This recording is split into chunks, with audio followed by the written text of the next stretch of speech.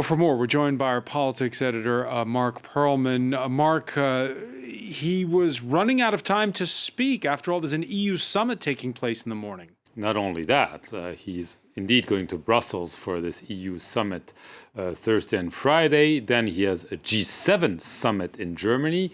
Then he has a NATO summit in Madrid, Spain. And then there's a summit on the oceans in Lisbon. So in a nutshell, Emmanuel Macron is going abroad for a whole week as of tomorrow. And so his only chance to speak from France to the French was tonight. And he decided this very solemn address on primetime television. He didn't want a press conference. He didn't want an interview. He didn't want a short statement like the one he did between the two rounds on the tarmac of the airports. He wants something that the French have been used to see during COVID or since the war in Ukraine started. What's the most likely thing he'll announce?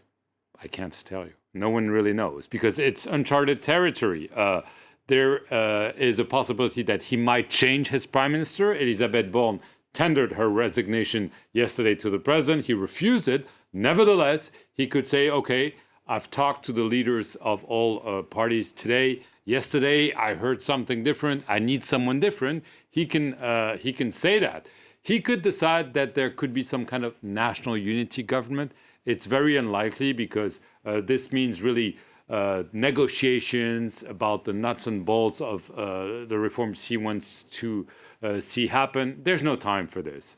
So the other possibility is a kind of ad hoc alliance, most likely with the conservative group in parliament, because if you do the math, if you add his coalition and the Conservative Party, they reached a magic number of 289, granting you an absolute majority. The other scenario, but it seems very unlikely, is that he could indicate that if there is a total paralysis, he might dissolve parliament, maybe not now, but maybe in a few months, because he can't afford the paralysis of the country. But obviously, this was not predicted. This was not the scenario that Emmanuel Macron was hoping for. Tradition has it that the French president does not comment on domestic matters when he's abroad.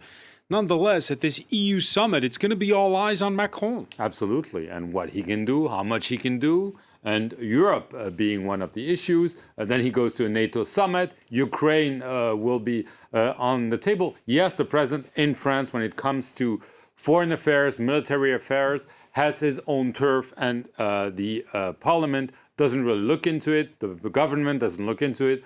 The prime minister, even in cases where he was from the opposition, this was, they couldn't touch it. But clearly, this is a weekend, Emmanuel Macron, for his counterparts in Brussels, at the G7, at the NATO summit, because, yes, he was reelected. He made history by being reelected.